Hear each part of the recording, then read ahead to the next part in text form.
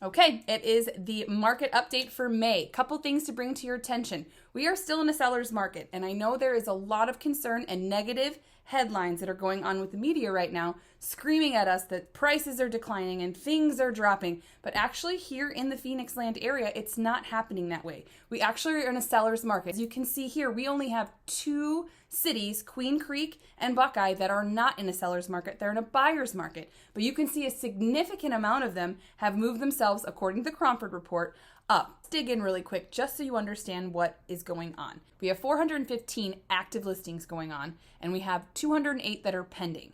Listing under contracts is about 321. But if you notice, last month we had 456 active. This month we have 415. You're noticing the decline on this. That is obviously the problem we're having. We don't have the supply coming to market. And because Arizona is a seasonal market here in Phoenix, we start to see that decline even more come June. Now, granted, a lot of people are saying that might be a little different and we won't have that seasonal effect, but people go on vacations, people get out of town, it's hot here. Things aren't really buying, and then they start to pick back up end of August, right after Labor Day. You will see here, another thing to point out is average days on market is about 85 days on market, which if it's priced correctly in the right desirable neighborhood, 85 days does not happen. It's usually about 45 to 60 days that you'll see there.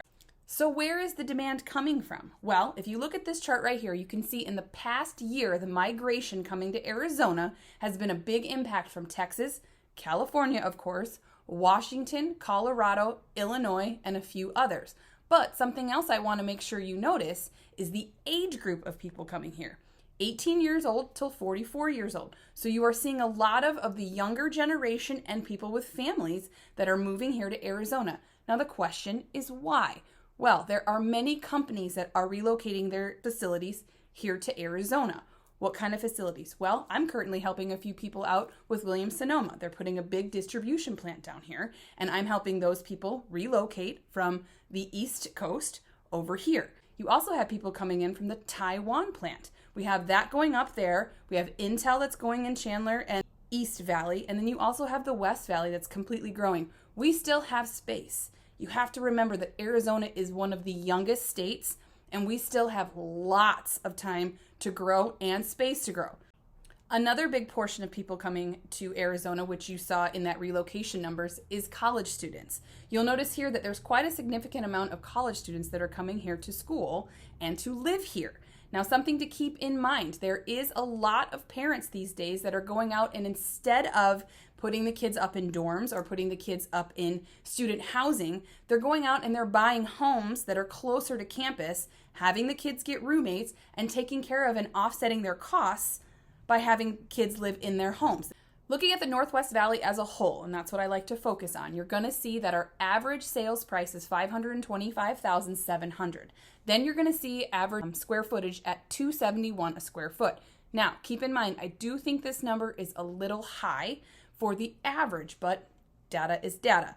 For me, I'm seeing more, depending on where you're at, my Arrowhead Ranch, it's actually a little bit lower than that, around the 230s, but again, it does matter where you're at. For the sake of just numbers, 271 is what we're seeing for square foot. Now, last month, we sold about 370 homes in this whole area, and then last but not least, the average rent, because that is something we need to talk about. The average rent right now is about $2,600. Quick. What I am seeing, I am helping people out with rentals right now because, again, affordability and being able to get into a home with a mortgage rate at a 6.6% is kind of difficult. So I do have people that have made the decision, which is perfectly great, to rent for another year. What I am seeing is rents are not increasing. Are they decreasing? No, not really.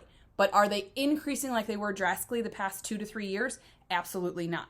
What we're seeing for an average for rentals is $2,600 a month in this Northwest Valley. What can you get for that? Some rentals are beautiful. Some rentals are okay.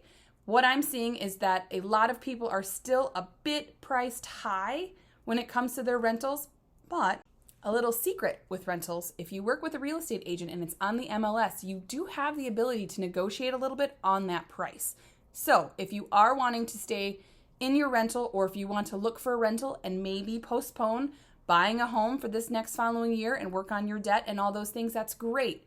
Work with me. I'd be happy to help you out, and we'd be able to maybe negotiate a little bit or find you the best rental that's going to fit your price budget instead of filling out 1,000 applications.